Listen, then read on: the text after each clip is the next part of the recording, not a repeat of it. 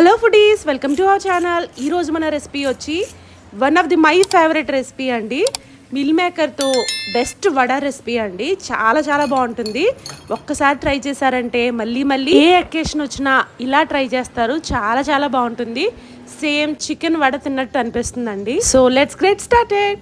ముందుగా ఒక half an hour వరకు మిల్ మేకర్ని ఓన్లీ నార్మల్ వాటర్తో సోక్ చేసుకుంటే ఇలా నానతాయండి. దాన్ని మిక్సీలో పట్టుకుంటే బరకగా సోయా గ్రాన్యూల్స్లా అవుతుంది. దానిలోకి ఉల్లి తరుగు, కొత్తిమీర తరుగు, కరివేపాకు తరుగు, కొంచెం జీలకర్ర, అల్లం వెల్లుల్లి పేస్ట్, గరం మసాలా, కారం, 2 స్పూన్ల వరకు బియ్యం పిండి, అలాగే 2 స్పూన్లు అలాగే 3 స్పూన్స్ వరకు శనగపిండిని యాడ్ చేసుకుని ఇవంతా కూడా మిశ్రమాన్ని ఇలా కలుపుకోవాలి. తర్వాత శనగపప్పుని 1 అవర్ వరకు నానబెట్టుకుని పక్కన పెట్టుకోవాలి. దాన్ని కూడా ఇందులో కొద్దిగా కలుపుకొని దీన్ని అంతటిని కూడా చక్కగా టిక్కీస్ లాగా అద్దుకోవాలండి.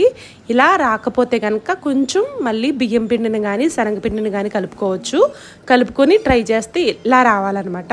మనం చూపిస్తున్న విధంగా చక్కగా టిక్కీస్ రావాలి. అప్పుడు ఆయిల్ని మీడియం ఫ్లేమ్లో పెట్టుకొని టిక్కీస్ని ఇందులో వదులుకోవాలి. అస్సలు గరిటె పెట్టి కదపకూడదు అనమాట. కొంచెం గోల్డెన్ బ్రౌన్ కలర్లోకి వచ్చిన తర్వాత మాత్రమే పక్కకి తిరగేసుకుని లో ఫ్లేమ్లో కుక్ చేసుకుంటే చక్కగా బయట క్రిస్పీగా లోపల సాఫ్ట్గా చాలా చాలా బాగుంటాయండి. ఇలా ట్రై చేయండి. ఇలాంటి మోర్ వీడియోస్ కోసం మన ఛానల్ అయితే సబ్స్క్రైబ్ చేయండి, లైక్ చేయండి, షేర్ చేయండి.